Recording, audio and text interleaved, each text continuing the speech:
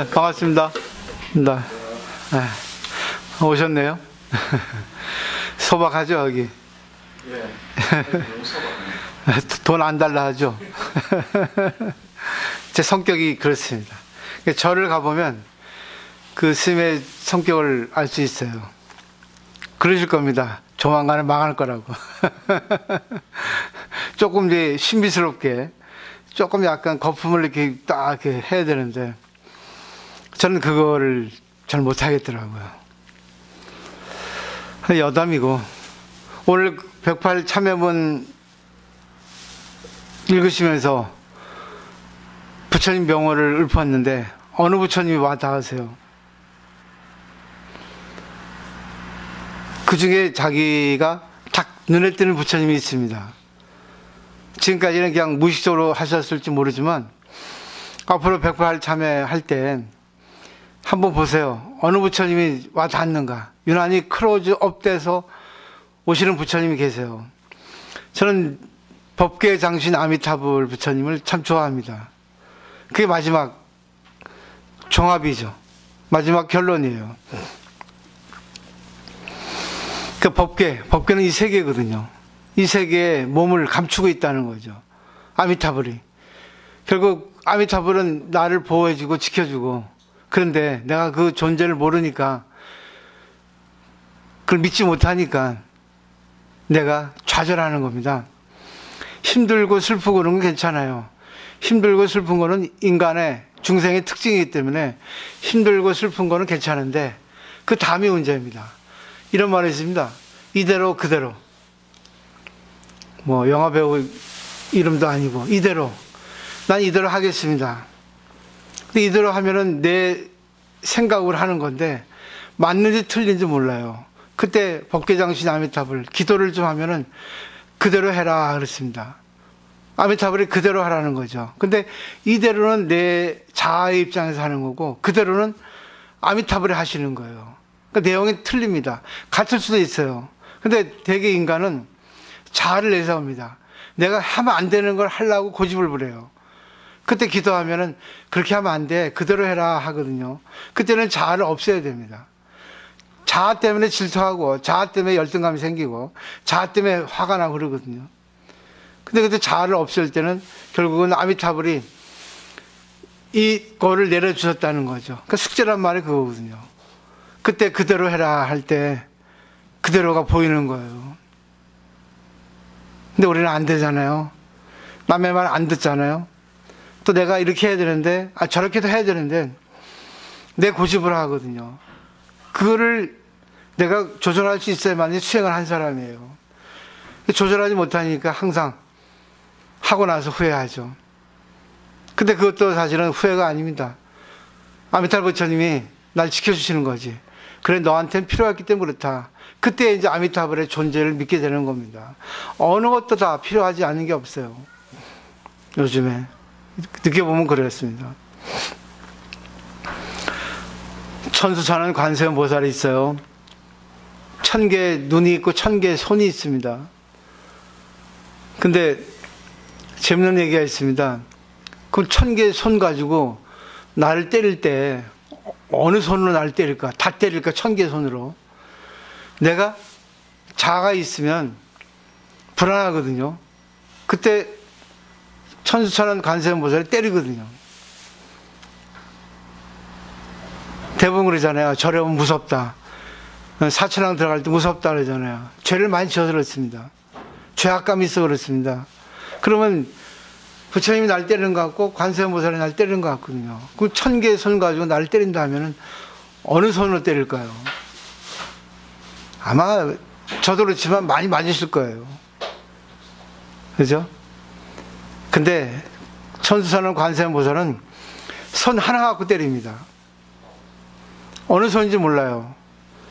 사실은 20개, 20개 있습니다. 그게 1000개예요. 25개가 있기 때문에. 결국은 이 1000개라고 하는 거는 많다는 형용어인데, 결국은 이 세상에 인간이 너무나 많고 인간의 어떤 사건 사고가 너무 많기 때문에 그때에 따라서 손으로 구제해준다는 거죠. 손 보세요. 이게 우주의 진리입니다. 우주가 그대로 다 있어요. 전부 틀리잖아요. 굵기, 길이 많이 다릅니다. 다 떨어져 있어요. 손바닥, 손등 전부 다 연결되어 있습니다. 우리 인생은 이겁니다. 손을 잘 쓰면 인생은 재밌어요. 근데 손을 잘 못 쓰잖아요. 손으로 때리면 문제가 되는 거예요. 손을 때리는 게 자아입니다. 고집입니다. 지혜를 갖다가 망각하는 거죠. 너무 계산이 앞서니까, 너무 자기를 내세우려 하니까 꼴불견 되는 겁니다. 그래서 중요한 게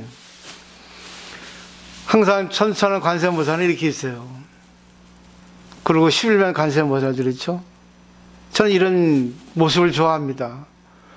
근데 우리 신도들은 이렇게 해서 공양하지 않잖아요. 하시는 분도 계시지만 공양하기 전에 반드시 이렇게 해야 되거든요. 그리고 공양 개성까지 외워야 되는데 그것까지는 하지 않더라도 기독교인들 보세요. 아멘 하잖아요. 불교 신도 이렇게 하는 거 봤습니까? 공양할 때. 이거 술 먹을 때도 괜찮아요. 술 잘 처먹겠습니다. 먹는 거예요. 밥 잘 먹겠습니다. 이게 바로 오른쪽 왼쪽.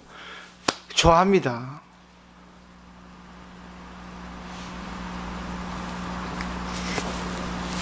천사는 관세음보살은 때립니다. 근데 한 손으로 어루만져줘요. 이게 포인트입니다. 오늘 내용은 요거예요. 마지막으로 정리하면 우리는 생명을 살아야 됩니다. 학교에 가면은 머리 쓰는 거, 몸 쓰는 거 다 가르쳐 줍니다. 근데 자기 생명을 쓰는 건 안 가르쳐 줘요. 마음을 쓰는 건 안 가르쳐 준다고요. 마음을 쓸 줄 있어야만 이게 종교입니다. 종교는 마음을 쓰는 법을 가르쳐 줘요. 어떻게 마음을 쓸까? 나도 살리고 상대도 살리고. 결국은 조화입니다. 개체 속에 전부가 있고 전체 속에 개체가 있는 거예요. 일직다사질입니다. 결국 조화를 이루지 못하면 그 사람은 꼴불견이에요. 우리 옷도 보세요. 옷. 요즘에 명품을 백조한다고 명품 들었습니다. 명품 300만 원짜리 들었습니다. 그럼 명품에 맞게 웃돌이, 아랫돌이 전부 구색이 맞아야 돼요. 500만 원짜리 샤넬 명품을 들었는데 구두는 시장에서 2만 5천 원짜리 신고, 옷도 그냥 저가 브랜드, 중저가 브랜드 옷 입었으면 그게 어울리겠어요? 그죠? 그와 마찬가지로 차라리 이게 조화를 못 이룰 바에면 그냥 전체적인 조화를 이룰 수 있도록 해야 된다고요. 그때는 그 명품 놔주면 됩니다. 좀 중고로 팔면 돼요. 웃지 않은 소리인데 맞잖아요. 그러니까 꼭 화려하게 옷을 입지 않아도 구색을 가질 수 있는 거. 제가 이 말씀 해드리려면 올해부터는 정말 조화를 더 이루어야 됩니다. 신도 간에 개성이 있어요. 역할이 있다고. 근데 항상 남의 떡이 커 보인다고 남의 역할을 자기가 하고 싶어 하거든. 근데 거기에 못 따라가거든. 역시 지경보살은 사회 잘 보잖아. 근데 그전에는 너무 고집스러운 게 있어서 조화를 이루지 못했는데 이번에 사회를 볼 때 보니까 자기 애를 쓰더만 조화를 이루려고. 그 모습이 너무나 아름다운 거예요. 자기가 잘한다 해도 대상에 있어서 전체적인 조화가 이루어지지 않으면 그런 말 그대로 죄송하지만 헛방이에요. 아무리 잘해도 잘한 게 아니라고. 조화를 이룰 수 있는 거, 시계도 보세요. 어느 게 시계를 움직입니까? 침도 있고 태엽도 있고 스프링도 있고 많죠. 그 모든 게 전부 연결돼서 시계가 움직이고 우리에게 시간을 가르쳐 줍니다. 그러니까 조직이 잘 되려면 구성원이 잘 돼야 돼요. 조화를 이루어야 된다고요. 그럼 대화해보면 그 사람이 어느 정도 생각하고 있나? 어느 정도를 지금 자기가 하려고 했나? 알거든요. 근데 자기가 욕심이 있으니까 그게 자기를 못 보는 거예요. 상대 지혜 있는 사람은 보는데. 그때 얘기해주면 어드바이스를 못 받아들이거든. 욕심 때문에 그랬습니다. 모든 게 욕심. 그때는 이제 관세음보살이 탁 때리죠. 정신 차려 이거 사. 그리고 어루만져 주죠. 이게 합장이에요. 딱 중요한 건 한쪽이 쓰면은 한쪽이 쓰지 않습니다. 똑같이 쓰려 하니까 싸움 납니다. 반드시 한쪽이 이익을 보면 한쪽이 손해를 봅니다. 이 상대적인 세계가 이 세계예요. 근데 한쪽이 쓰고 한쪽이 쓰지 않습니다. 이게 절대입니다. 상대면서 절대라고.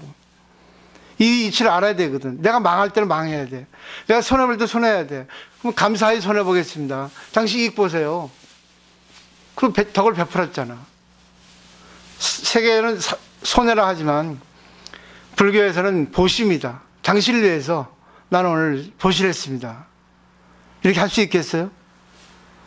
늘 내가 나설라고 하지 말고, 나설라 하더라도 나서게 되지 않을 때는 오늘은 내가 쓰지 않는 날이구나. 당신 쓰세요 해야 되는다고.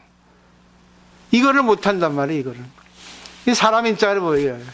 한쪽은 기대고 한쪽은 받쳐주잖아. 이게 사람이라고. 그리고 간자, 사이간, 이런 세계 속에서 사람이 서로 조아리며 살아가는 게 인간이에요. 그러니까 인간 답 있다 하는 거는 고민해야 됩니다. 고민을 많이 해야 된다고요. 내가 오늘 죽어야겠구나. 오늘 쓰면 안 되겠구나. 저 사람을 세워야겠구나. 이런 것들입니다. 이 세상은 조화를 이룬다는 거, 개체 전체, 일찍다 다지길, 이 도리 분명히 아시면 좋을 것 같아요. 어렵지 않습니다. 불교 용어 어렵게 하죠. 그리고 스님들이 어렵게 설명하죠. 지도 몰라서 그래. 어렵게 설명하는 스님일수록 아는 스님 없어요. 옛날하고 다릅니다. 지금은 초등학생이 들어도 그렇구나, 너무 쉽네, 이 정도 돼야 됩니다. 그게 바로 통달한 스님이 얘기하는 법이에요. 그건 거사님도 마찬가지예요. 누가 들어도 알기 쉽게 설명할 수 있어야 돼요. 우리 일상 언어로. 근데 그러지 않고 불교 용어 써가지고 하는 사람은 덜 익었지. 파필러브야, 파필러브. 맞지? 설익은 사랑이지. 뭐니 이거. 약간 덜 익었다고, 풋사가라고. 완숙하게 익어야 됩니다. 오늘 요거로 마치겠습니다. 고맙습니다.